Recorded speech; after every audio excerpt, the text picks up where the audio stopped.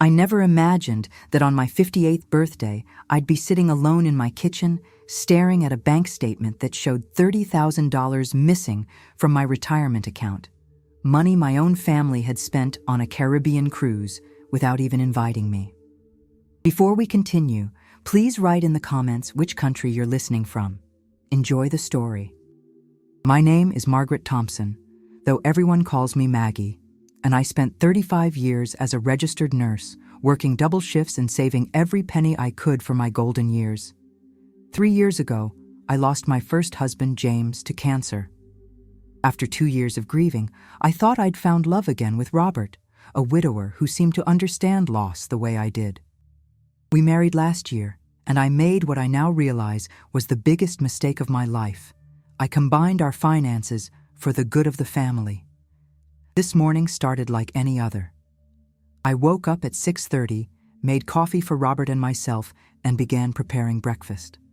Robert was already dressed in his golf clothes, checking his phone with that secretive smile he'd been wearing a lot lately.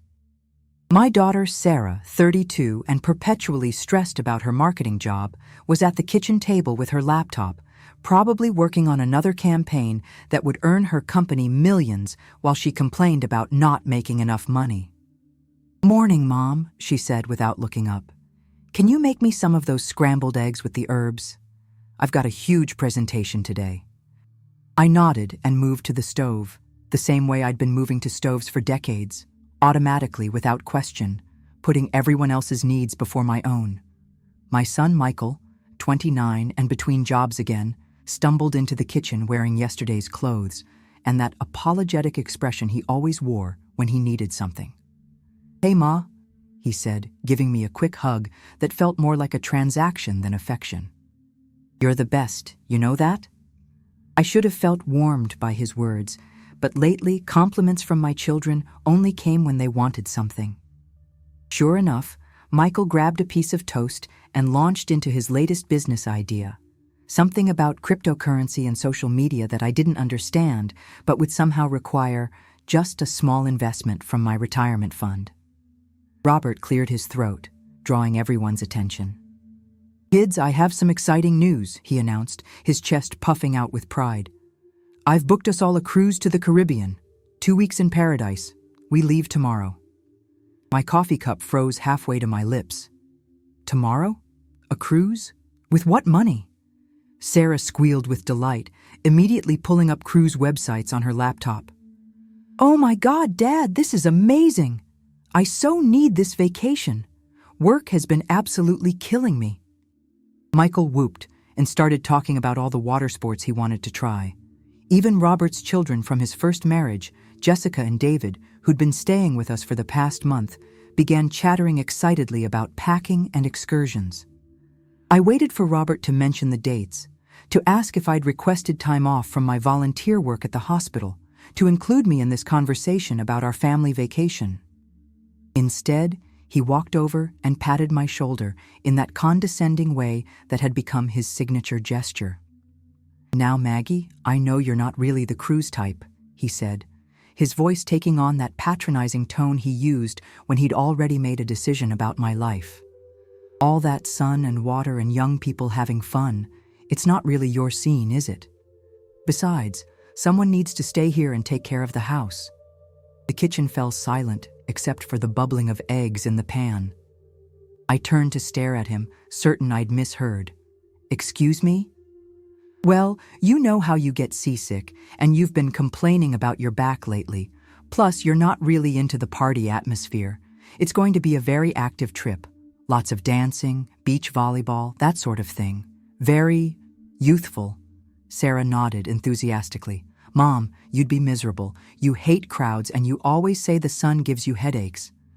We'd feel terrible if you were suffering through activities you don't enjoy just to be polite."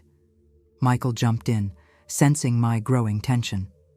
"Besides, Ma, you love having the house to yourself. You can watch all those old movies you like, read your books, maybe catch up with your church friends." I looked around at these people I'd sacrificed everything for. These people who were planning a $30,000 vacation with my money, while simultaneously explaining why I wasn't worthy of being included. The eggs began to burn, but I couldn't move. My hands were shaking. "How exactly are we paying for this cruise?" I managed to ask, though I already knew the answer. Robert waved dismissively. "Don't worry about the details, sweetheart. It's all taken care of. I handled everything through our joint account. Our joint account.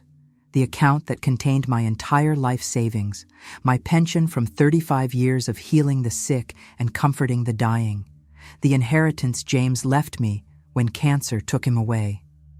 The money I'd worked for, saved for, and foolishly entrusted to a man who was now spending it on everyone except me. That's my retirement money," I said quietly. "It's our money," Robert corrected, his tone sharpening slightly. "That's what marriage means, Maggie, sharing everything. And I thought it would be nice for the kids to have a real vacation for once. They work so hard." I wanted to laugh. Sarah worked hard? The same Sarah who called me every month asking for help with her rent? Michael worked hard? The same Michael who'd been between opportunities for 8 months while living in my house rent-free?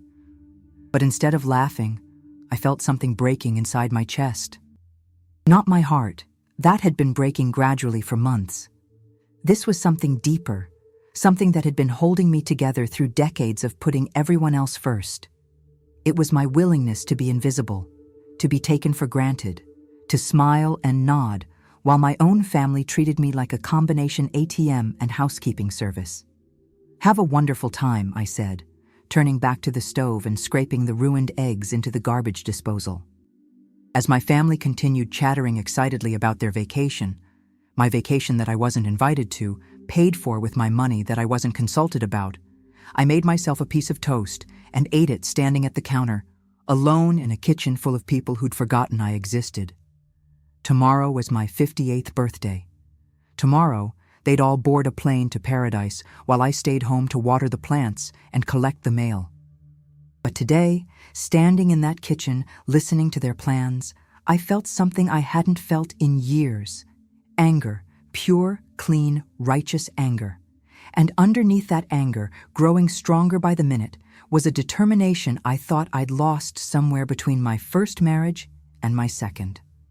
After they all rushed off to pack for their dream vacation, I sat in my kitchen, surrounded by the remnants of breakfast dishes no one else would think to clean. The silence felt different now, not peaceful, but heavy with 30 years of accumulated resentment I'd been too polite to acknowledge. I met James when I was 22, fresh out of nursing school and full of dreams about saving lives and building a family. He was a good man, steady and kind, working as an electrician while I started my career at St. Mary's Hospital. We married young, bought a small house with a white picket fence, and planned for children who would grow up secure and loved. Sarah came first, a colicky baby who demanded every ounce of my attention. I remember those endless nights, walking the floors while James slept. He had to work construction at dawn, and I understood that one of us needed to be functional. I'd sing lullabies at 3 a.m, bouncing my screaming daughter while calculating how many hours of sleep I could grab before my next 12-hour shift at the hospital. When Michael arrived 3 years later, James got laid off from his company. The recession hit construction hard, and suddenly my nursing salary became our only income. I started picking up extra shifts, working nights and weekends, sometimes pulling double shifts that left me dizzy with exhaustion.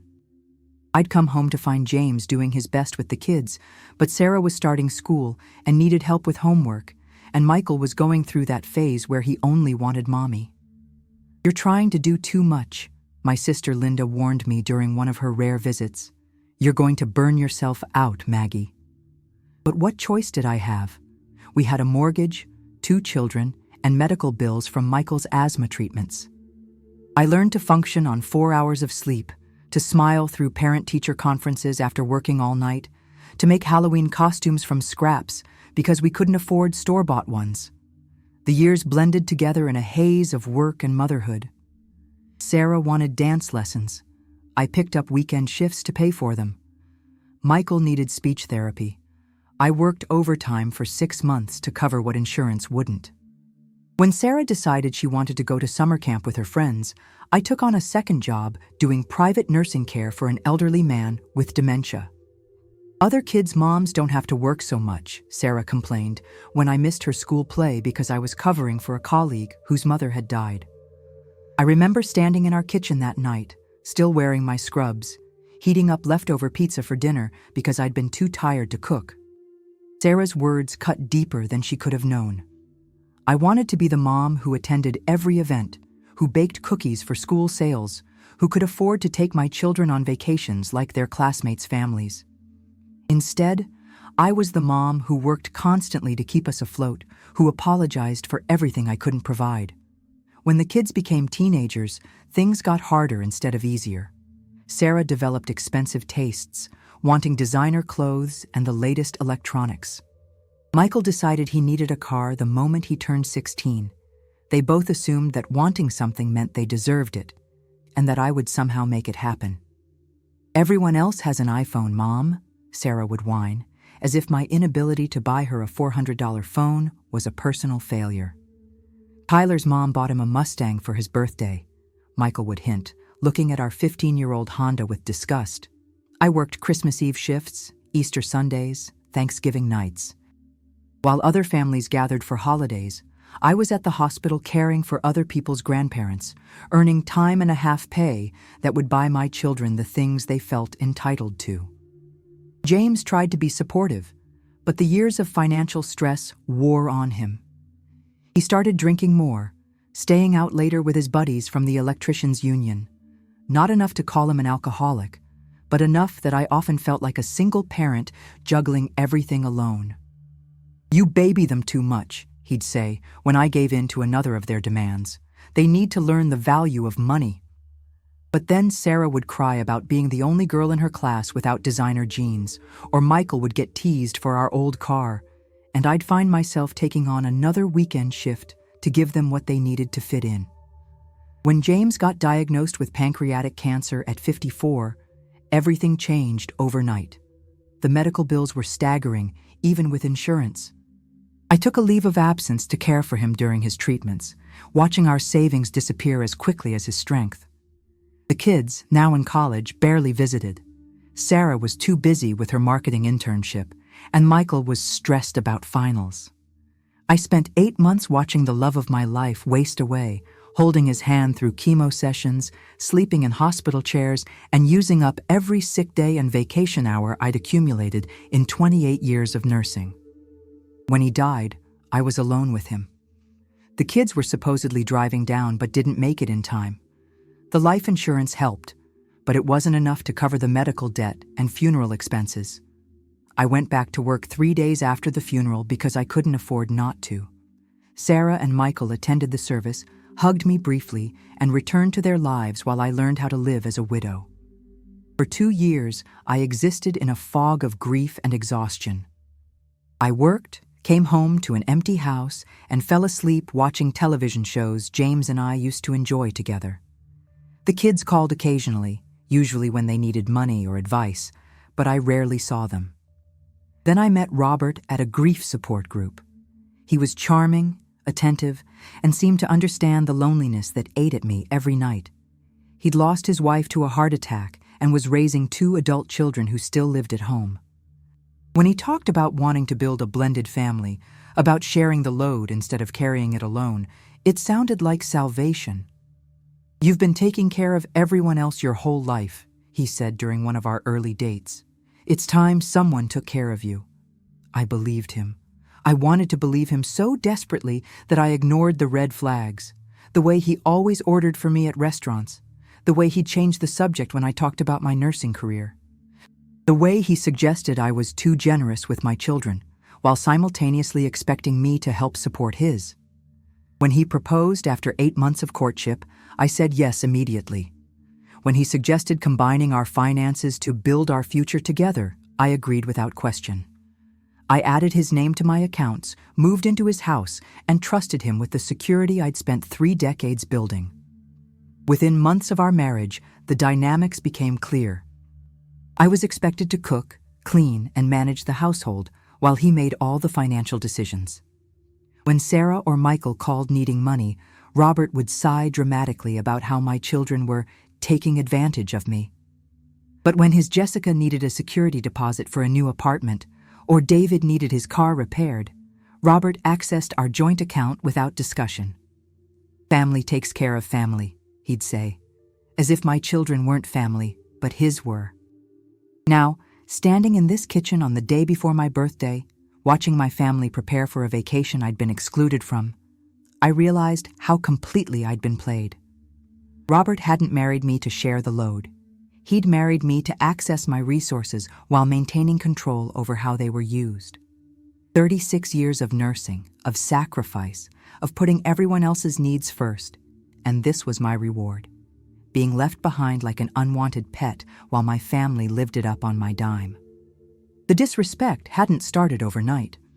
Looking back, I could see how it had crept in gradually, like water damage behind a wall, invisible until the structure was already compromised.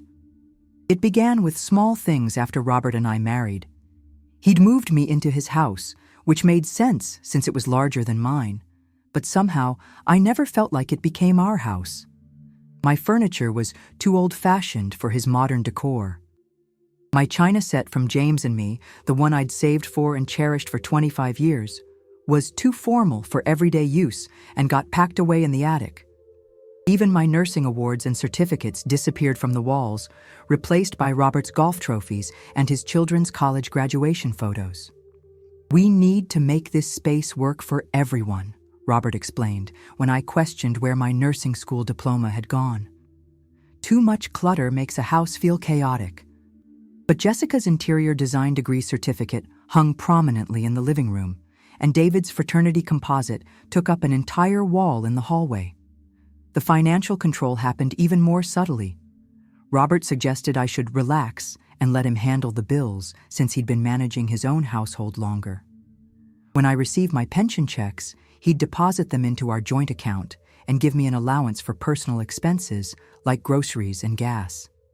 "This way, we can budget properly," he'd say, patting my hand like I was a child who couldn't be trusted with money. "No more of that impulsive spending that got you into trouble before." I'd never been in financial trouble. I'd saved diligently my entire career and had excellent credit. But somehow, Robert had convinced everyone, including me temporarily, that I was fiscally irresponsible. The household dynamics were even worse. Despite working full-time for 36 years, I was apparently the only adult in the house capable of cooking, cleaning, or doing laundry. Robert would come home from his part-time consulting job and settle into his recliner with a beer while I prepared dinner for 6 adults. "Maggie makes the best pot roast," he'd announce when his children complained about having to eat home-cooked meals instead of takeout. "She loves taking care of us." Did I love it? I honestly couldn't remember anymore. Cooking had become such an automatic response that I'd forgotten whether I enjoyed it or simply did it because it was expected. Sarah treated our house like a hotel with meal service. She'd arrive unannounced, raid the refrigerator, and leave her laundry in a pile for me to wash. When I suggested she might want to help with dishes or at least clear her own plate, she'd look at me with genuine confusion. "But you're so much better at it than I am, Mom. Besides, I work 50 hours a week. When would I have time to learn how to cook like you?" Michael was even worse. He'd moved back in 6 months ago after losing another job, and somehow his temporary stay had become permanent. He slept until noon, played video games until 3 in the morning, and treated me like a combination ATM and room service. When I'd suggest he contribute to groceries or utilities, he'd launch into elaborate explanations about his upcoming business ventures that would pay me back double once they took off. "You're investing in my future, Ma," he'd say, giving me that charming smile that used to melt my heart. "When I'm rich and famous, I'll buy you a mansion." I'd heard variations of this promise for 10 years now. The worst part was how they'd all learned to manipulate my maternal instincts. If I showed any signs of resistance to their demands, they'd immediately paint me as selfish or uncaring. "I can't believe you're worried about money when your own son is trying to build a career," Michael would say, his voice dripping with wounded disappointment. "Mom, I thought you wanted us to visit more often, Sarah would pout when I asked her to help with household expenses during her weekend stays. Maggie, I never thought you were the type of woman to keep score in a marriage, Robert would say whenever I mentioned feeling taken advantage of. They'd perfected the art of making me feel guilty for having any needs or boundaries of my own. I was supposed to be endlessly giving, perpetually grateful for their presence in my life, and completely satisfied with serving everyone else's happiness. The breaking point should have come last month when Robert withdrew $5,000 from our joint account to pay for David's wedding deposit without discussing it with me first. I only discovered it when I tried to pay the property taxes and found insufficient funds in the account. It's an emergency, Robert had explained when I confronted him. The venue required a deposit, and David's credit isn't good enough for a loan. What about my credit? I'd asked. Shouldn't we have discussed taking that much money from our emergency fund? Your credit? Robert laughed, and there was something ugly in that sound. Maggie, sweetheart, you're thinking like a single woman again. We're married. There is no your credit or my credit. There's just us, and we take care of family. But David wasn't my family, not really. And even if he was, $5,000 was a significant amount of money to spend without consultation. When James and I were married, we'd discussed purchases over $50, let alone $5,000. The real insult came when David's wedding invitations arrived. There was no invitation for me. Not because of an oversight or mailing error, but because David had specifically told his father he didn't want his stepmother at his wedding. He wanted it to be just family. You understand, don't you? Robert had said, not meeting my eyes. It's important to him that his mother's memory is honored at his wedding. I understood that $5,000 of my retirement money had paid for a wedding I wasn't welcome to attend. That's when I started questioning whether I was being fair to myself. The doubt had been growing for months, fed by small moments of clarity that I'd immediately push away. Like when I realized I hadn't bought myself new clothes in 2 years because every shopping trip turned into buying something for someone else. Or when I noticed that my opinions were never solicited for family decisions, but my financial contributions were always assumed. You think too much, Robert would say when I tried to discuss feeling overlooked or undervalued. Marriage isn't about keeping track of who does what, it's about love and commitment. But commitment seemed to flow in only one direction in our house. I was committed to everyone else's comfort, success, and happiness. What was anyone else committed to when it came to me? The cruise announcement was just the latest in a long pattern of decisions made about my life without including me in the conversation. They'd planned my exclusion as casually as they'd planned their packing lists, and with about as much consideration for my feelings. Standing at my kitchen window, watching Robert load suitcases into his car for their early morning departure, I finally admitted something to myself that I'd been avoiding for months. I was being systematically erased from my own life. My money, my house, my family, my future, nothing belonged to me anymore, even though I was the one paying for most of it. The question that kept echoing in my mind wasn't whether this treatment was fair. The question was why I'd accepted it for so long and what I was going to do about it now. The morning of my 58th birthday arrived with the sound of suitcase wheels rolling across hardwood floors and excited whispers in the hallway.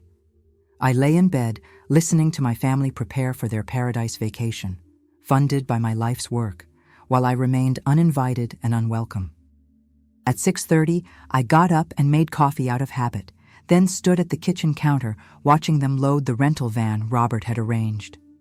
Jessica was double-checking everyone's passports while David complained about having to wake up early for their flight. Sarah kept taking selfies with her designer luggage I'd helped pay for last Christmas when she claimed she needed it for work travel. Michael bounded into the kitchen wearing a new tropical shirt I'd never seen before. "Morning, Ma.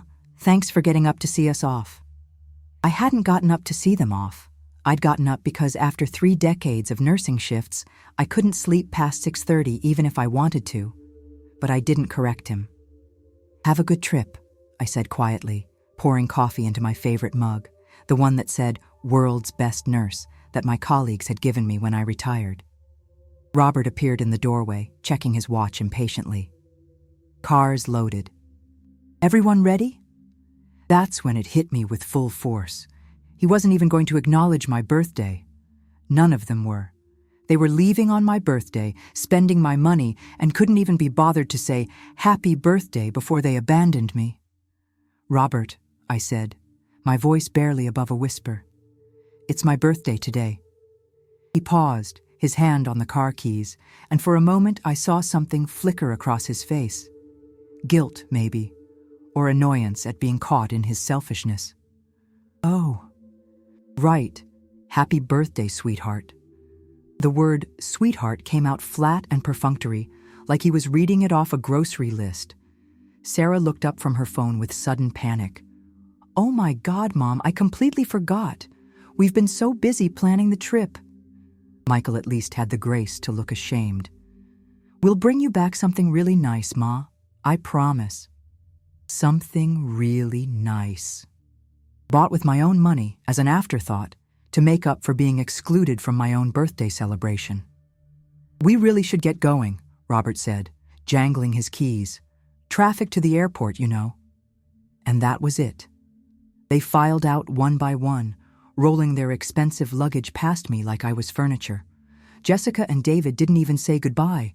They were already in the van, heads buried in their phones. Sarah gave me a quick, distracted hug that felt more like a social obligation than affection. Love you, Mom. Try to enjoy having the house to yourself. Michael's hug lasted longer, and I could feel his genuine guilt. I'm sorry about the birthday thing, Ma. We'll celebrate when we get back, okay? We'll go somewhere really nice. But I knew we wouldn't. By the time they returned, tanned and relaxed from their vacation, my birthday would be old news. There would be other priorities, other plans, other reasons why celebrating me could wait. Robert was the last to leave. He stood in the doorway for a moment, and I thought maybe he'd say something meaningful, something that would acknowledge the magnitude of what he was doing. There's leftover casserole in the fridge, he said instead, and Mrs. Henderson next door has our contact information if there's an emergency. He kissed my cheek quickly, the way you'd kiss an elderly aunt you barely knew, and then he was gone. I stood at the kitchen window and watched the van disappear down our street, carrying my family toward an adventure I'd paid for but wasn't worthy of sharing. The house felt different immediately, not peaceful, but hollow, like a theater after the last audience member has left. For the first hour after they left, I moved through my usual routine on autopilot. I washed the breakfast dishes they'd left behind, wiped down counters, started a load of laundry. But as the morning stretched on, the silence became oppressive. This was my birthday, my 58th birthday. I'd spent my 57th birthday working a double shift at the hospital because they were short-staffed and I couldn't say no. My 56th had been consumed by James's cancer treatments. I couldn't even remember my 55th. When was the last time someone had thrown me a birthday party? When was the last time I'd received a gift that wasn't practical, something chosen because the giver thought it would bring me joy rather than make my life more convenient for everyone else? I found myself standing in front of my laptop, staring at our online banking. The joint checking account showed a balance of $1,200.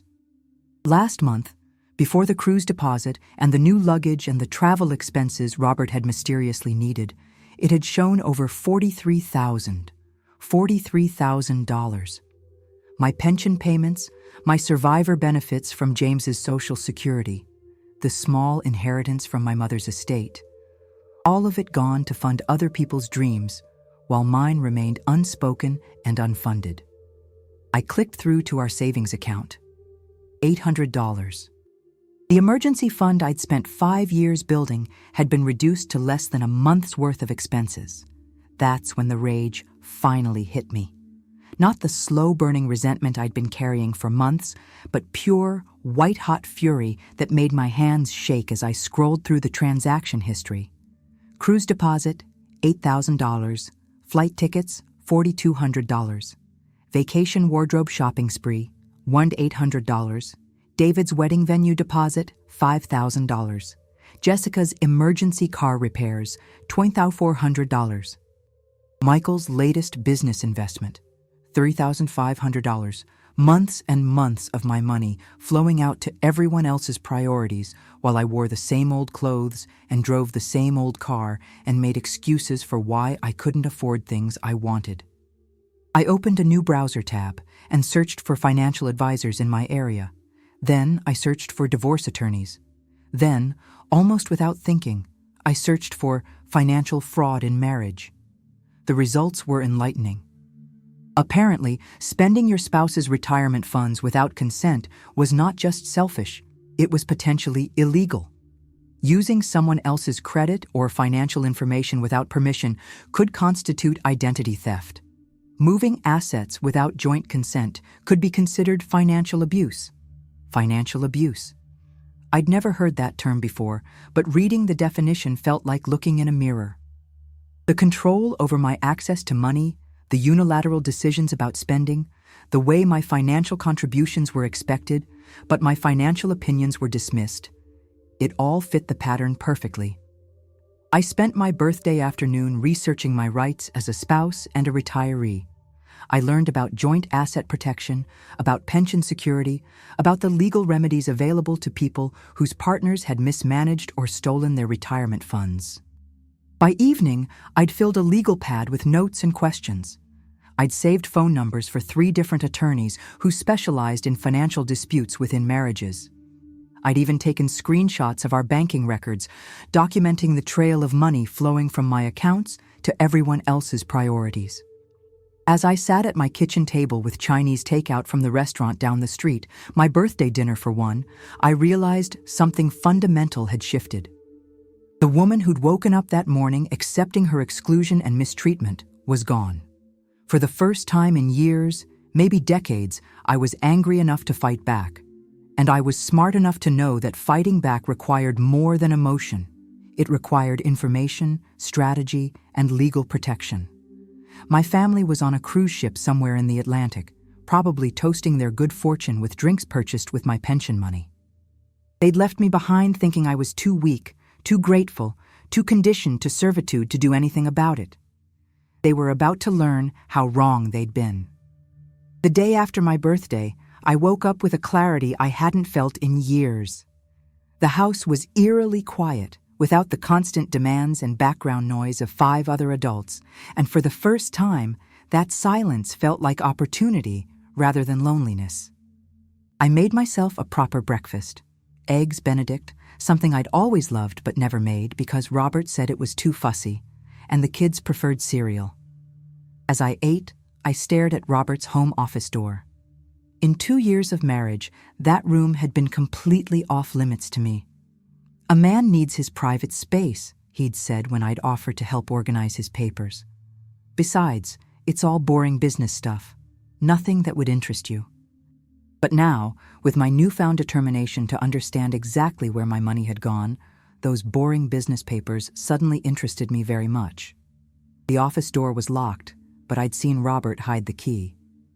After 36 years of being observant enough to monitor patients' vital signs, finding a hidden key was child's play. He'd taped it under his desk drawer, not very creative for someone who claimed to be protecting important documents. The office was meticulously organized, which surprised me. Robert was messy in every other area of the house, leaving clothes on floors and dishes in sinks for me to clean up. But here, everything was filed, labeled, and arranged with almost obsessive precision. I started with the filing cabinet marked Financial Records. The first folder I opened was labeled Property Holdings, and my hands began to tremble as I read the contents. 3 rental properties.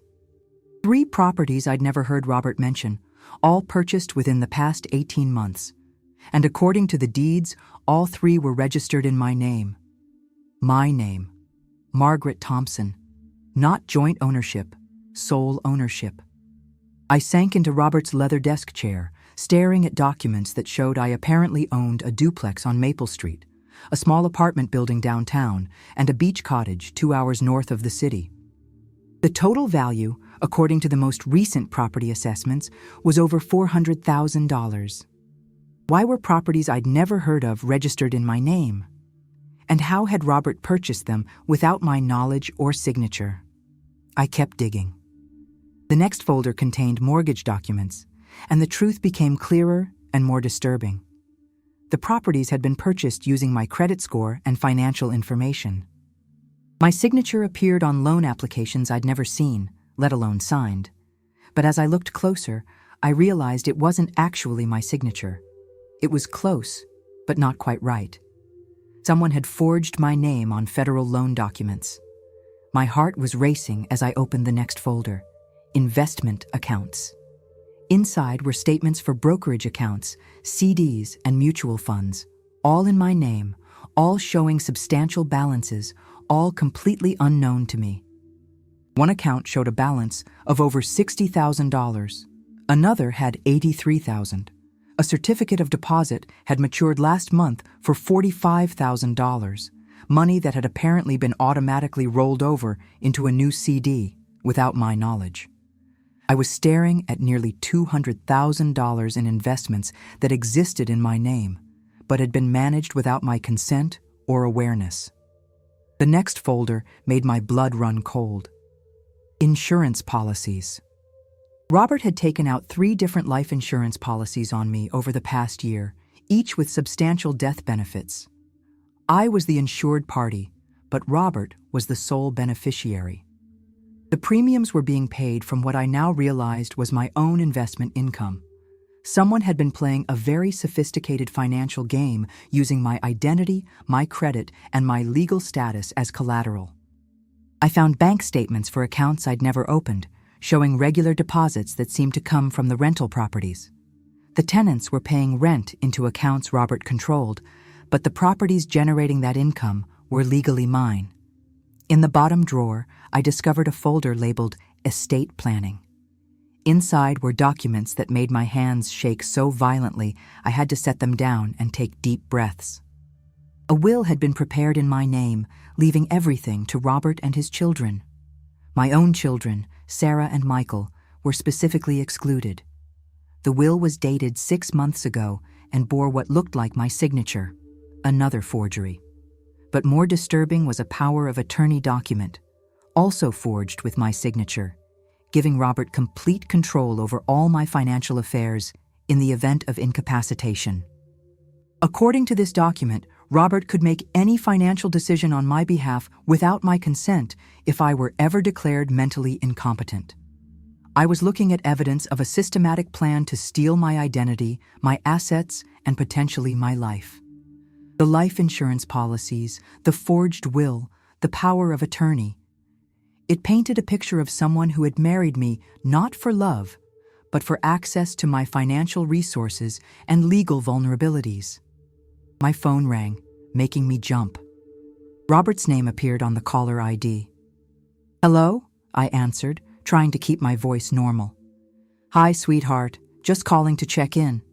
How are you managing all alone in that big house?" His voice sounded different now that I knew what he'd been doing behind my back. The concern felt fake, performative. Was he checking to make sure I was still playing the role of grateful, clueless wife? "I'm fine," I said carefully. "How's the cruise?" "Oh, it's wonderful. The kids are having such a great time. Sarah's been parasailing, and Michael won $200 at the casino last night. You would have hated it. So loud and crowded. $200 at the casino. Gambling with money he'd stolen from my accounts while telling me I would have been miserable watching my family enjoy themselves. "That's nice," I managed to say. "Listen, I've been thinking. When we get back, maybe we should look into getting you some help around the house. You're not getting any younger, and I worry about you trying to maintain such a large property by yourself." Help around the house. Was this the beginning of his plan to have me declared incompetent? To suggest I couldn't manage my own affairs? "I'm managing just fine," I said, my voice harder than I intended. There was a pause. "Of course you are, sweetheart. I just want to make sure you're not overextending yourself. We'll talk when I get back, okay?" After he hung up, I sat in his office chair, staring at the evidence of his deception spread across his desk.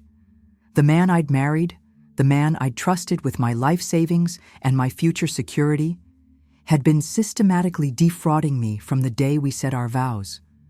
But as the initial shock wore off, something else took its place.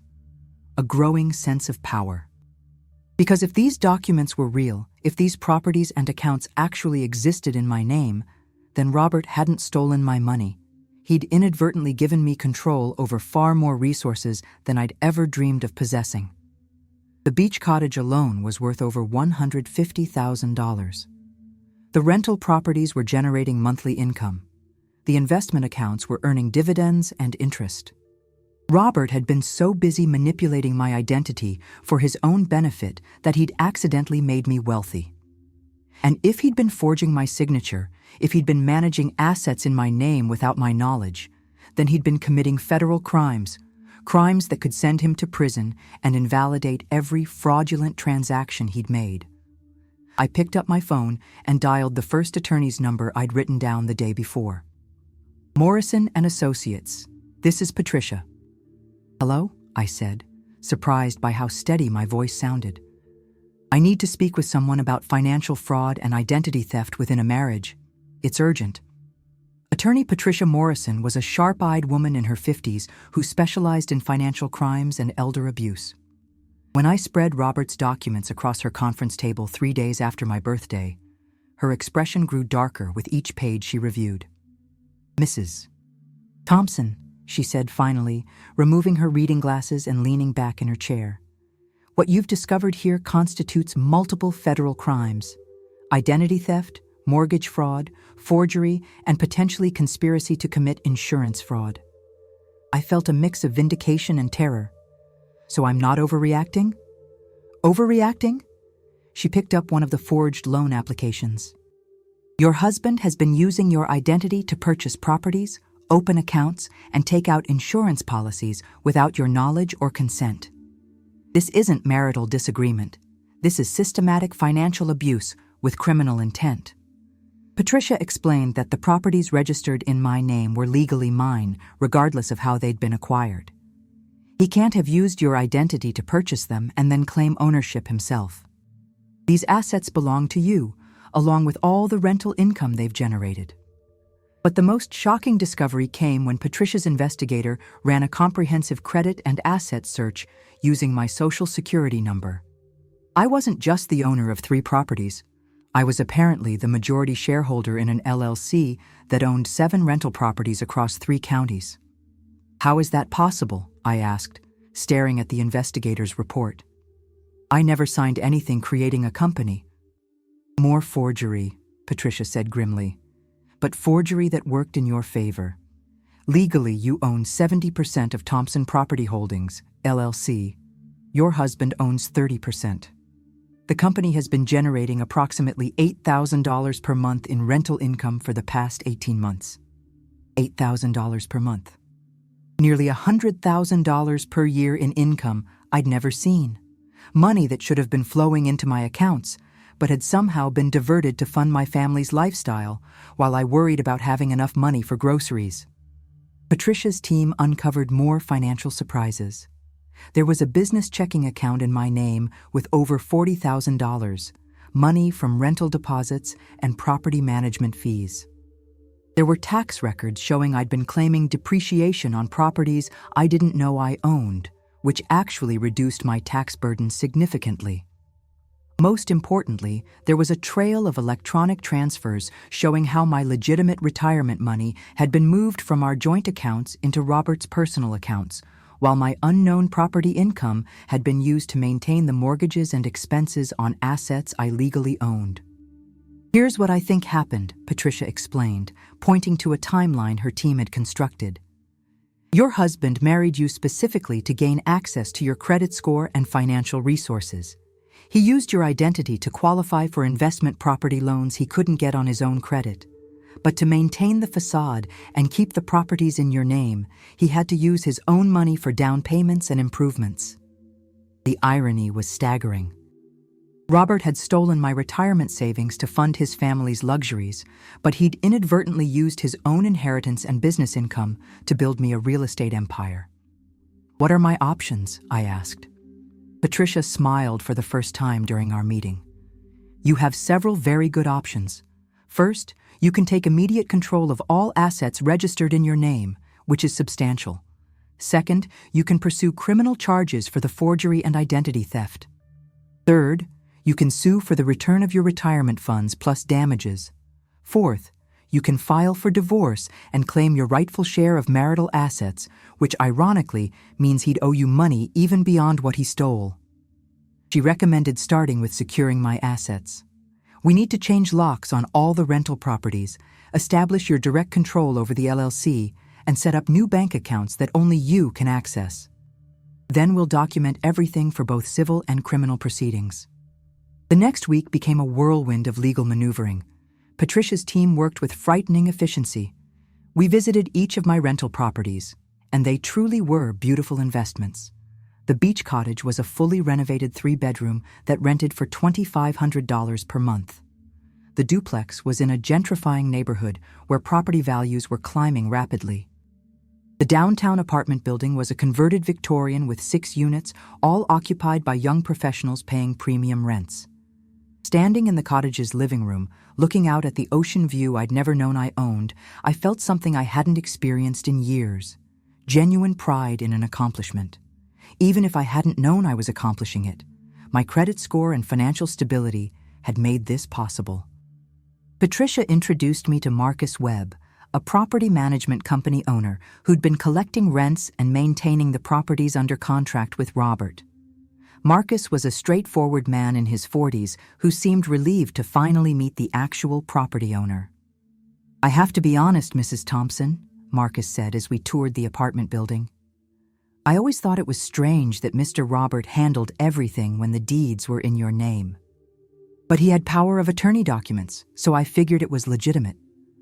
More forged power of attorney documents. Robert had been thorough in his deception. "From now on, all communications go through me directly," I told Marcus, "and I want a complete accounting of all rental income and expenses for the past 18 months. When Marcus handed me the financial records that evening, I nearly dropped the folder. The properties had generated over $130,000 in rental income since Robert and I had married.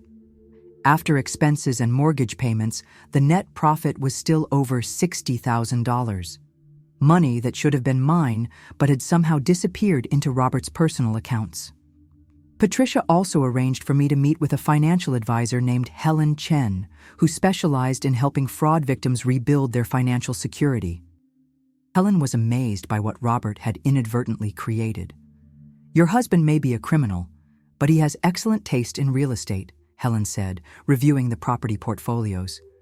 "These are all appreciating assets in desirable markets. You're not just getting your money back. You're getting assets that will continue generating income for years." Helen helped me understand the full scope of my new financial position. The properties were worth approximately $600,000 total, with outstanding mortgages of about $400,000. My equity position was around $200,000, plus the ongoing rental income.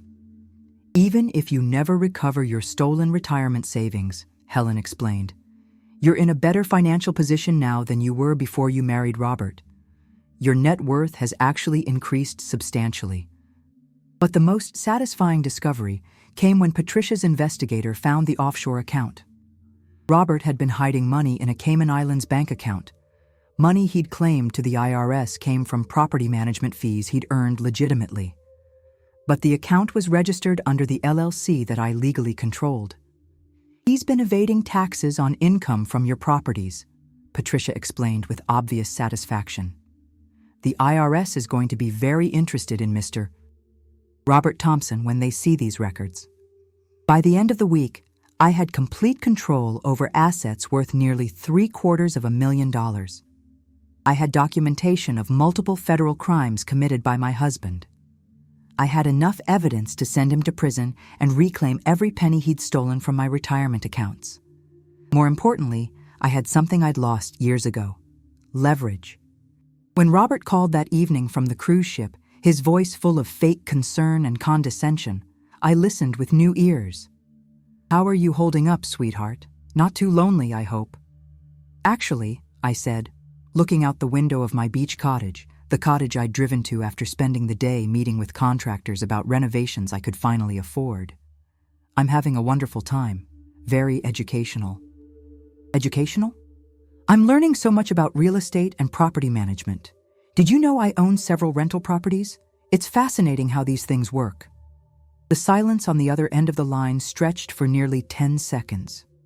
Maggie, Robert said finally, and his voice had lost all its patronizing warmth. We should talk when I get home. Yes, I agreed, smiling at my reflection in the cottage window.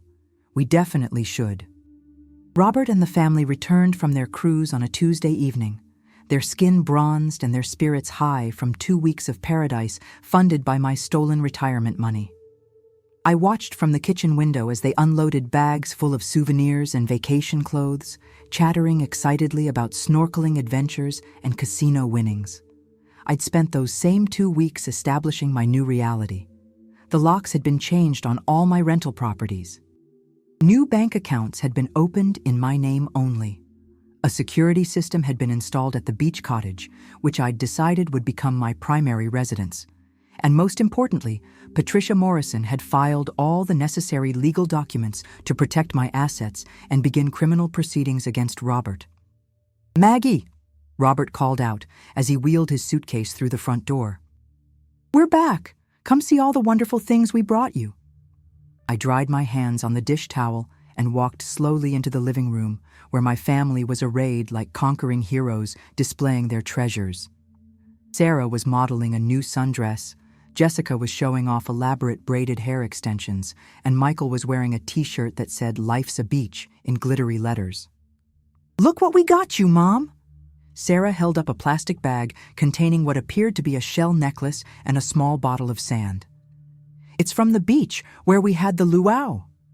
$30,000 of my money had purchased me a $5 souvenir from a beach I hadn't been allowed to visit. "Thank you," I said quietly, setting the bag on the coffee table without opening it. Robert was watching me carefully, and I could see the anxiety behind his forced enthusiasm. "How was your time alone, sweetheart? You look different." I did look different. 2 weeks of sleeping peacefully without the stress of serving everyone else's needs had erased years from my face. Professional hair and makeup consultations arranged by Helen Chen had helped me remember what I looked like when I made an effort for myself rather than everyone else. "I had a very productive time," I said. "I've been learning about property management and financial planning." The room went quiet. Michael, who'd been digging through his suitcase for more souvenirs, looked up with confusion. "Property management? Why would you need to know about that?" "Because I own rental properties," I said simply. "Several of them, actually." Robert's face went pale beneath his cruise tan. "Maggie, I think there might be some confusion." "No confusion," I interrupted, enjoying the way his voice faltered. "I've been meeting with attorneys and financial advisors." "It's amazing what you can learn when you have time to focus." Sarah laughed nervously. "Mom, what are you talking about? We don't own rental properties." "You don't," I corrected. "I do. Would you like to see the beach cottage? It has a beautiful view, and the rental income has been quite substantial." I pulled out my phone and showed them photos I'd taken during my property tours. The cottage's ocean view, the renovated kitchen in the duplex, the elegant Victorian architecture of the apartment building. My family stared at the images like they were looking at pictures of Mars. "Where did these come from?" Michael asked, his voice barely above a whisper. "These are my properties," I said again, more firmly this time. "Properties that have been generating income for over a year, income that should have been going into my accounts, but somehow ended up elsewhere." Robert cleared his throat and attempted to regain control of the conversation. "Maggie, this is obviously a misunderstanding. Why don't we discuss this privately?" "No," I said, and the word came out sharper than I'd intended. "I'm done with private discussions where decisions about my life are made without including me." The shock on their faces was almost comical. Sarah actually took a step backward, as if she'd never heard me speak firmly before. Michael's mouth hung open like I'd started speaking a foreign language. "I've made some changes while you were away," I continued, enjoying their stunned silence. I've taken control of my financial accounts. I've established direct communication with the property management company. And I've hired legal representation to help me understand how my retirement money disappeared while income from properties I didn't know I owned was being diverted away from me. Legal representation? Robert's voice cracked on the words. Yes, Patricia Morrison from Morrison & Associates. She specializes in financial fraud and identity theft. Fascinating woman. Very thorough. Jessica, who'd been silent until now, looked confused. But I don't understand. If you own these properties, why didn't you know about them? Excellent question, I said, smiling at her with genuine warmth. Perhaps your father can explain that. All eyes turned to Robert, who was now sweating despite the air conditioning. This is ridiculous. Maggie, you're obviously confused about some paperwork. I'm not confused about forged signatures, I said quietly. I'm not confused about identity theft. And I'm certainly not confused about the $30,000 that was withdrawn from my retirement account to pay for a vacation I wasn't invited to attend. The silence that followed was deafening. Sarah sank onto the couch, finally understanding the magnitude of what had been happening. Michael looked back and forth between Robert and me like he was watching a tennis match. From now on, I continued, things are going to be different. I'll be managing my own finances. I'll be making my own decisions about my money and my property, and I'll be living in my beach cottage, which is beautiful and peaceful and mine. You're moving out? Sarah's voice was small and shocked. I'm moving to my own home, I corrected. A home that I apparently own and that generates enough income to support me comfortably without needing to depend on anyone else's generosity or decision-making. Robert found his voice again, though it shook with poorly concealed panic. Maggie, let's not make any hasty decisions. Marriage is about compromise, about working together. Like you worked with me when you spent my retirement money on a vacation you didn't invite me to? I asked. Like you compromised when you made financial decisions about my assets without consulting me? Michael, bless his heart, was still trying to process the practical implications. Ma, are you saying you're rich now? I'm saying I've always been financially stable, I replied. I just didn't realize how stable until I started paying attention to where my money was going and where it was coming from. I pulled out a folder of documents Patricia had prepared for me. These are the bank statements for the rental income accounts. The properties have generated over $60,000 in profit since Robert and I married. Money that should have been mine but somehow ended up in accounts I couldn't access. Sarah grabbed the statements and started reading, her face growing paler with each page. Mom, this says you made $8,000 just last month from rent. Yes, I agreed. Every month, consistently, for over a year. But we've been struggling, Michael protested. You said you couldn't afford to help me with my business loan. You said money was tight. Money was tight in the accounts I had access to, I explained, because my income was being diverted into accounts I didn't know existed, while my savings were being spent on other people's priorities. Robert was backing toward the door, his vacation glow completely gone. This is obviously a complicated financial situation that requires careful discussion. Yes, I agreed, with attorneys present. Patricia has recommended that all future communication between us go through legal representatives, given the criminal nature of some of the financial irregularities she's discovered. The word criminal hit the room like a bomb. Jessica gasped audibly. David, who'd been silent throughout the entire conversation, suddenly looked like he wanted to disappear. Criminal? Sarah whispered. Forgery is a felony, I said matter-of-factly. Identity theft is a federal crime. Tax evasion has serious consequences. But Patricia is optimistic that we can resolve things without lengthy prison sentences if everyone cooperates fully. Robert's face had gone from pale to gray. Maggie, please, let's discuss this rationally. I am being perfectly rational, I said, standing up and smoothing my new dress, a dress I'd bought for myself with my own rental income. I'm a woman who owns valuable property, generates substantial monthly income, and has legal representation to protect her interests. I'm finally being as rational as I should have been 2 years ago. I picked up my purse and the small suitcase I'd packed earlier. I'll be staying at the cottage for the foreseeable future. Sarah and Michael, you're both welcome to visit me there, as guests, not as dependents expecting financial support. Robert, all future communication goes through Patricia Morrison's office. As I walked toward the door, I heard Sarah call out behind me, "Mom, wait! You can't just leave!" I turned back to look at my daughter, my beautiful, entitled daughter who'd never once thanked me for the sacrifices I'd made to support her dreams. "Yes, I can," I said simply. "I can do whatever I want." It's amazing what you discover you're capable of when you stop letting other people make decisions for you. And with that, I walked out of the house where I'd spent 2 years being taken for granted and drove to my beach cottage where the sound of waves would replace the sound of other people's demands. Living at the beach cottage for the first week felt like emerging from a decades-long fog. I woke up each morning to the sound of waves instead of demands. I drank my coffee while watching sunrise over the ocean instead of rushing to prepare breakfast for people who never thanked me. For the first time in years, my time belonged entirely to me. But my family wasn't going to let me go without a fight. The phone calls started the day after I moved out.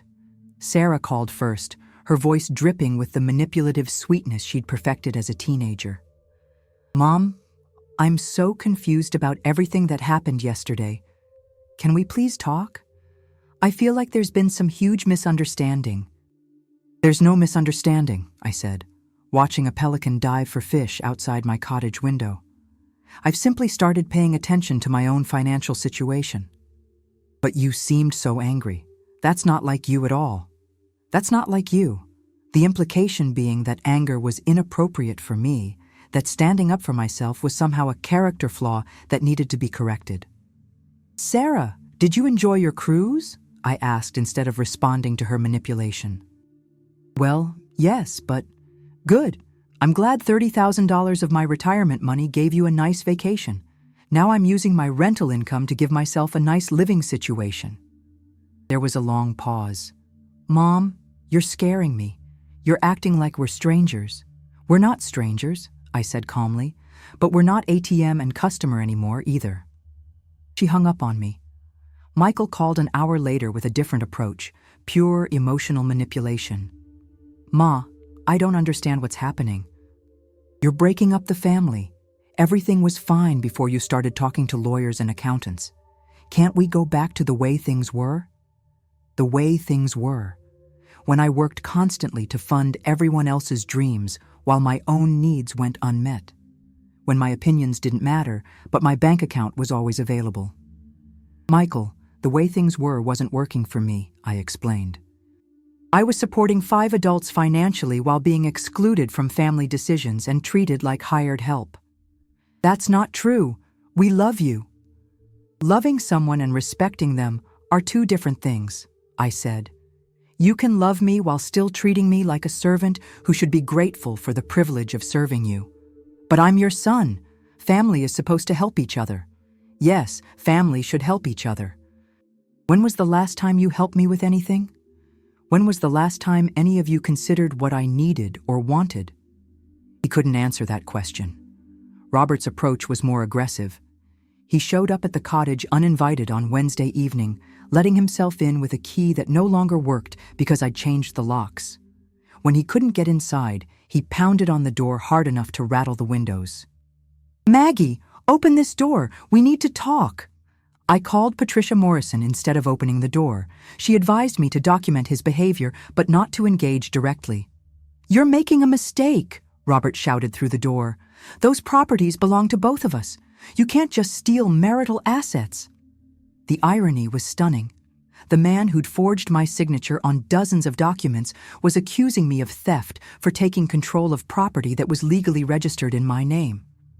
I recorded his rants on my phone while he circled the cottage, trying windows and continuing to yell about his rights and my obligations. When he finally left, I forwarded the recording to Patricia and filed a police report about the attempted break-in. Thursday brought a new tactic. Family guilt coordinated through my children. Sarah and Michael showed up together, clearly having rehearsed their approach. "Mom, we're worried about you," Sarah began, using the concerned tone she'd learned to deploy when she wanted something expensive. "This behavior isn't like you at all. Have you considered that maybe you're having some kind of breakdown?" A breakdown. Because a woman taking control of her own finances and refusing to be taken advantage of was obviously mentally unstable. "I've never been more clear-headed in my life," I told them, not inviting them inside. Michael jumped in with his part of their script. "Ma, Robert says you've been influenced by lawyers who are just trying to make money off of you. They're probably charging you thousands of dollars to create problems that didn't exist before." "The problems existed before," I said. "I just didn't know about them. Patricia has shown me documentation of identity theft, forgery, and tax evasion. Those aren't problems lawyers created. They're crimes that were committed against me." "But Robert loves you," Sarah protested. "He married you. Why would he want to hurt you?" "Ask him," I suggested. "Ask him why he forged my signature on loan documents. Ask him why he hid rental income from properties registered in my name. Ask him why he took out life insurance policies on me without my knowledge." They exchanged glances, clearly not prepared for specific questions about specific crimes. Friday brought the most disturbing escalation yet. Jessica and David arrived with a new story.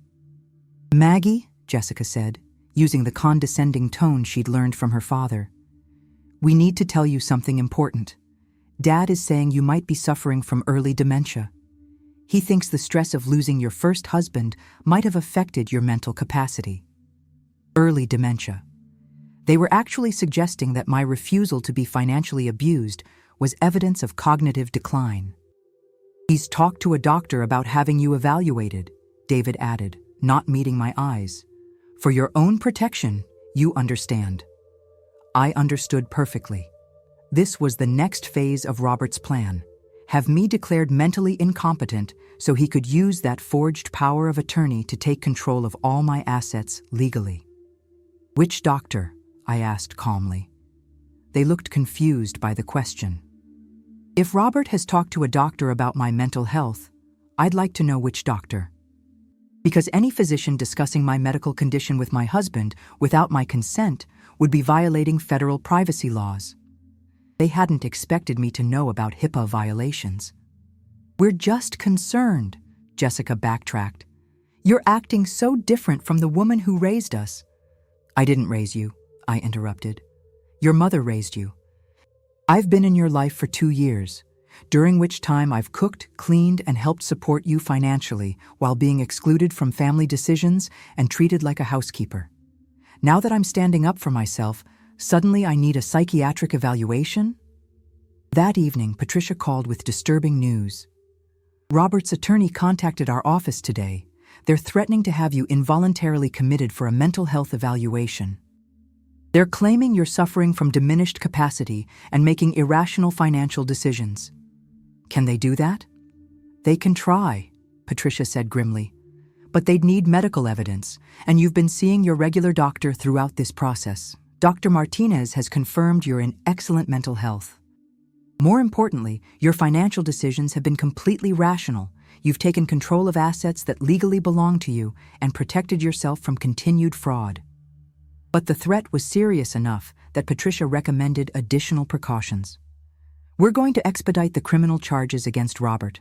Once he's facing federal prosecution for identity theft and forgery, his credibility in questioning your mental capacity will be severely undermined."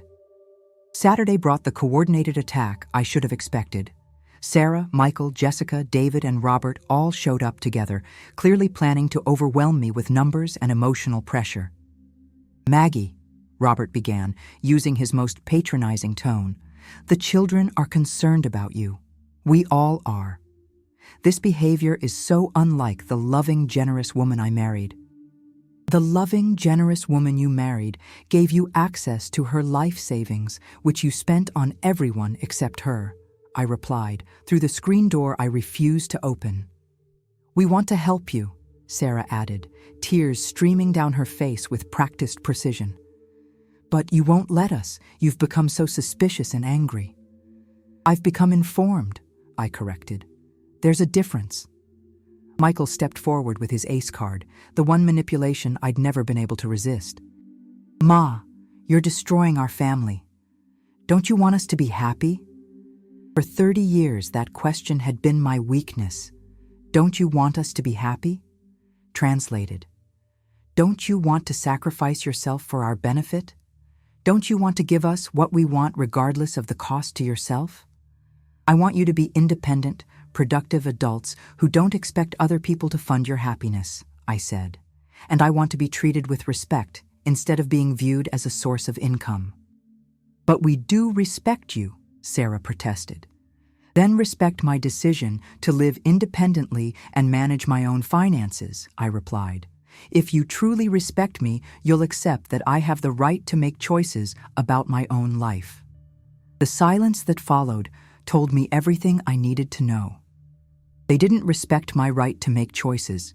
They only respected my willingness to make choices that benefited them. You're being selfish, Robert said finally, dropping the pretense of concern. After everything we've given you, a home, a family, love, this is how you repay us? What you gave me was exploitation disguised as love, I said. What I'm giving myself is dignity disguised as selfishness.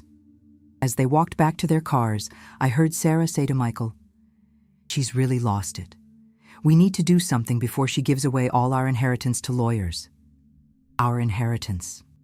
Money I'd earned through 36 years of nursing, treated like it belonged to them, simply because they expected it. I called Patricia that evening and told her to proceed with all criminal charges immediately. It's time to stop playing defense, I said, watching the sunset over my ocean. I want them to understand that there are consequences for what they've done. The confrontation I'd been dreading and anticipating in equal measure came on a Tuesday morning, exactly 3 weeks after I'd moved to the cottage. Patricia had called the night before to tell me that federal agents would be executing search warrants on Robert's office and computer, and that criminal charges were being filed within the next 48 hours. It's time, she'd said. We have enough evidence to prosecute successfully, and the IRS has become very interested in those unreported rental income discrepancies. I was sitting on my deck with morning coffee when I saw Robert's car pull into my driveway. But this time, he wasn't alone. A man in an expensive suit climbed out of the passenger side, clearly an attorney, probably the one who'd threatened to have me committed. They approached my front door with the swagger of men who believed they held all the cards. I watched them through my window as Robert knocked, then pounded, then tried to peer through the glass. Maggie, I know you're in there. We need to talk before you make a mistake you can't undo. I opened the door, but left the screen door locked between us. What mistake would that be, Robert? His attorney stepped forward, a thin man with cold eyes who radiated the kind of arrogance that comes with charging $400 an hour. Mrs. Thompson, I'm James Fitzgerald, representing Mr. Ah. Thompson, we're here to discuss a mutually beneficial resolution to this unfortunate misunderstanding. There's no misunderstanding, I said calmly. Your client committed multiple felonies using my identity. Those aren't misunderstandings. They're federal crimes. Fitzgerald smiled condescendingly. Mrs. Thompson, I think you've been given some very poor legal advice. What you're describing as crimes are simply standard practices in property investment partnerships between spouses. Partnerships require consent from both partners, I replied. Forging someone's signature is not a standard practice. It's identity theft. Robert finally spoke up, his voice tight with barely controlled panic. Maggie, you don't understand the bigger picture. Those properties, the accounts, the investments, I built all of that for us, for our future together. You built it using my credit, my name, and my financial resources, I corrected, without my knowledge or consent. While telling me we couldn't afford things I wanted because money was tight. The money was tight, Robert exploded. Do you think those properties bought themselves? Do you think the down payments and renovations were free? I invested everything I had to build us financial security. And there it was, the confession I'd been waiting for. Robert had just admitted in front of his own attorney that he'd used my identity to acquire properties he'd then funded with his own money. So you're admitting that you used my name and credit without permission to purchase properties you couldn't qualify for on your own? I asked sweetly. Fitzgerald grabbed Robert's arm, realizing his client had just incriminated himself, but Robert was too angry to stop talking. I was protecting us. Your credit was better than mine, and you were too naive to understand real estate investment. I did what needed to be done to secure our future. Our future, I repeated. The future where I was excluded from a family vacation paid for with my retirement money. The future where I wasn't invited to your son's wedding despite contributing $5,000 to the venue deposit. The future where I was supposed to be grateful for being treated like hired help in my own marriage. You're twisting everything, Robert shouted. I gave you a home, a family, security. You gave me exploitation, I interrupted. You married me to access my financial resources, then systematically stole my retirement savings while hiding the income from properties you put in my name to commit loan fraud. Fitzgerald was frantically whispering in Robert's ear, but Robert shook him off. Fine, Robert screamed, his face red with rage. You want to know the truth? Yes, I used your credit. Yes, I managed the properties without telling you. But everything I did was to build wealth for both of us. You were never going to understand real estate investment. You're a nurse, not a businesswoman. I'm a nurse who saved and invested wisely for 36 years, I said. I'm a nurse who built a substantial retirement fund that you spent on your children's vacations and weddings. I'm a nurse who apparently has excellent credit and financial sense, since you used both to acquire nearly $1 million in property assets. The number seemed to hit Robert like a physical blow. Fitzgerald was now actively trying to drag him away from my door, but Robert had lost all self-control. You think you're so smart now, with your lawyers and your investigations? You have no idea how to manage those properties. You'll run them into the ground within a year. Actually, I said, pulling out my phone, I've been managing them quite successfully for the past 3 weeks. Would you like to see the new rental agreements I've negotiated? The rates are 15% higher than what your property manager was charging. Robert's face went white. You can't do that. Marcus works for me. Marcus works for the property owner, I corrected, which is me. All the rental income now goes directly into accounts that only I control, just like it should have been doing all along. That's when the devastation really hit him. I could see the moment he realized he'd lost control, not just of my stolen retirement money, but of the rental empire he'd built using my name. You can't cut me out, he screamed. I built those properties. I found them. I negotiated the purchases. I managed the renovations. Using my identity and credit, I reminded him, which makes them legally mine, every single property, every rental agreement, every dollar of income. Fitzgerald finally succeeded in pulling Robert back toward the car, but Robert broke free for one last desperate attempt. Maggie, please, we can work this out. We can be partners, real partners this time, 50-50 on everything. I looked at this man who'd spent 2 years manipulating and stealing from me, who'd convinced my own children to help gaslight me into believing I was mentally unstable for wanting to control my own finances. Robert, I said quietly, yesterday I received a call from the FBI's Financial Crimes Division. They have copies of every forged document, every fraudulent loan application, every hidden bank transfer.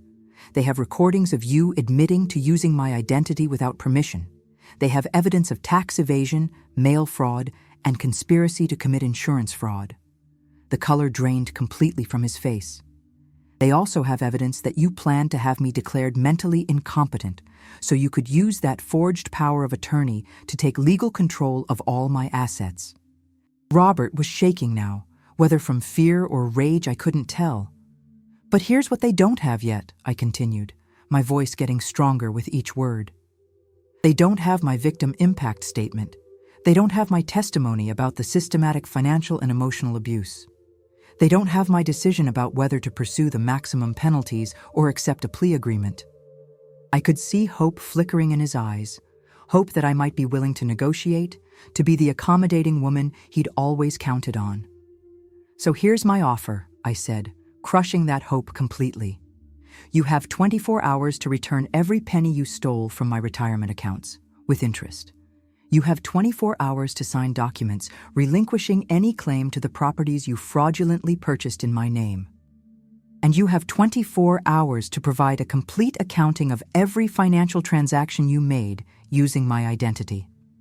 And if I do all that, he asked desperately, then I'll recommend that the prosecutors consider the minimum sentence instead of the maximum, I said, which means you might only spend 2 to 5 years in federal prison instead of 15 to 20.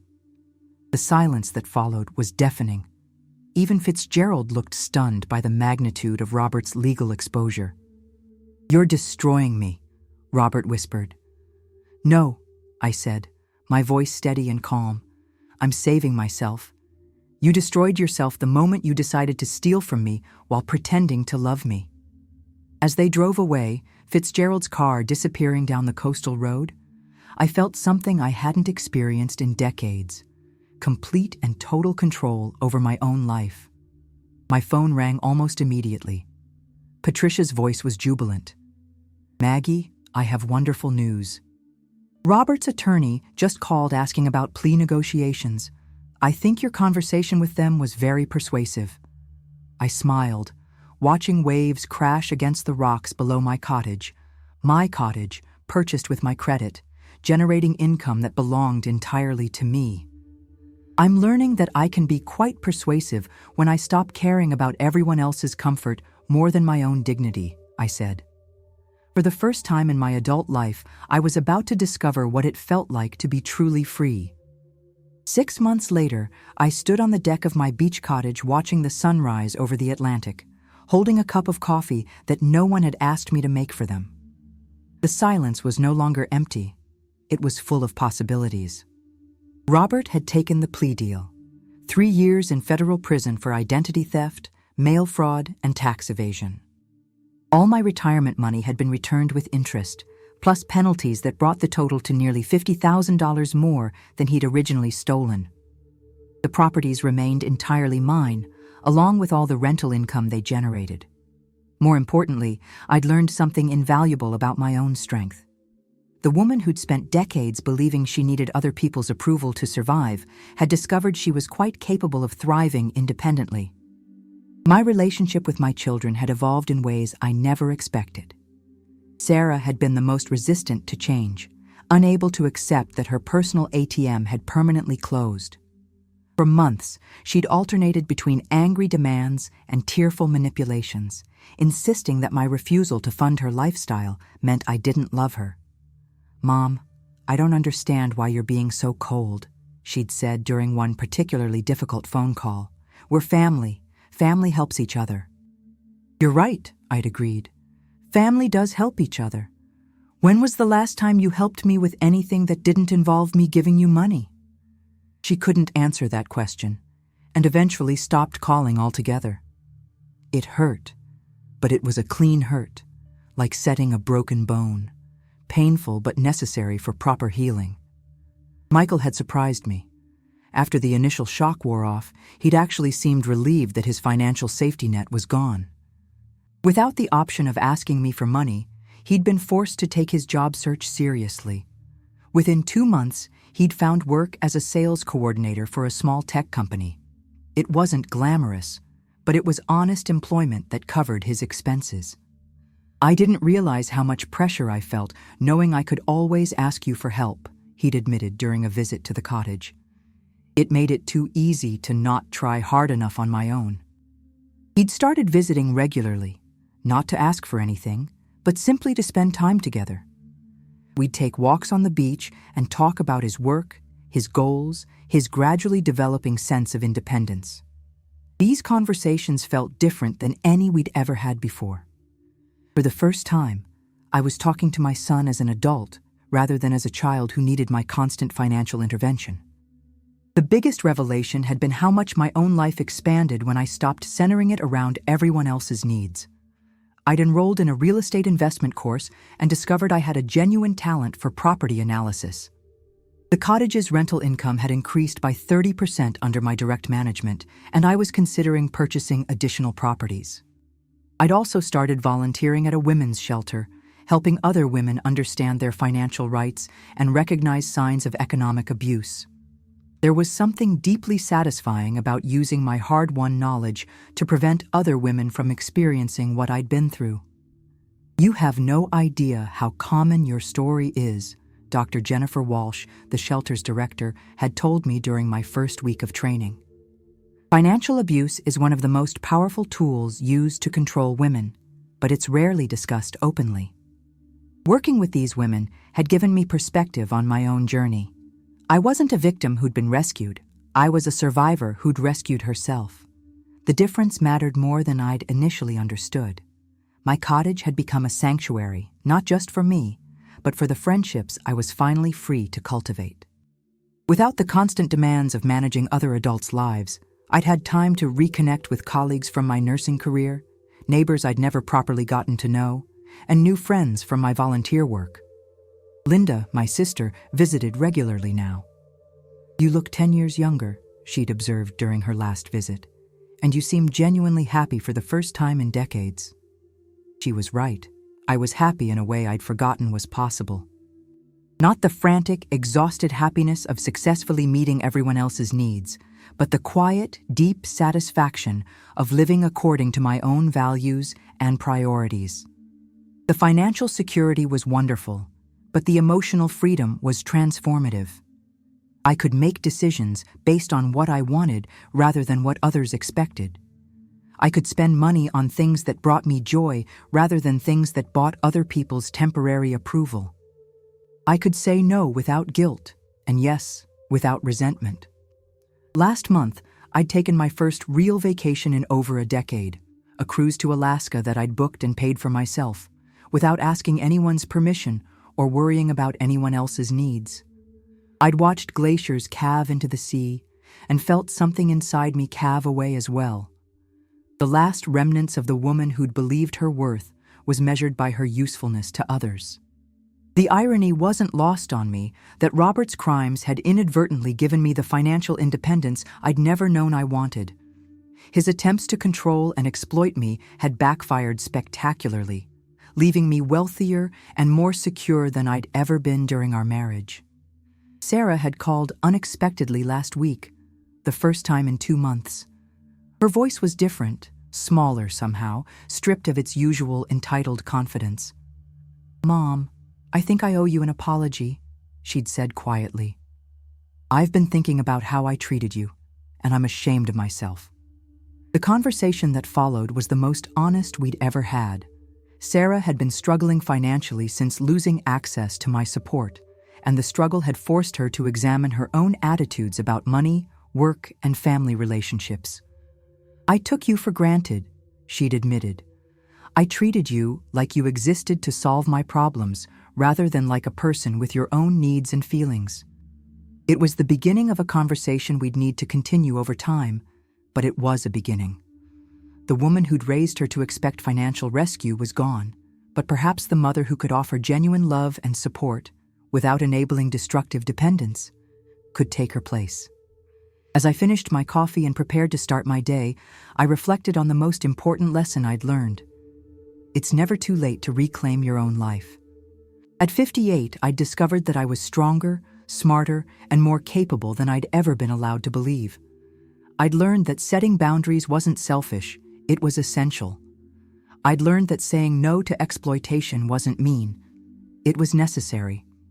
Most importantly, I'd learned that love without respect is just manipulation, and that true family relationships are built on mutual consideration rather than one-sided sacrifice. My phone buzzed with a text from Helen Chen, my financial advisor. The monthly rental income report showed another strong month, and she wanted to discuss expanding my property portfolio.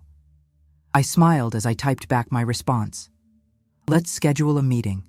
I'm ready to explore new opportunities." At 58, I was finally ready for everything. Thank you for staying with me until the very end. If this story touched you, please give it a like and share your thoughts in the comments. Subscribe to the channel, stay healthy, and value yourselves.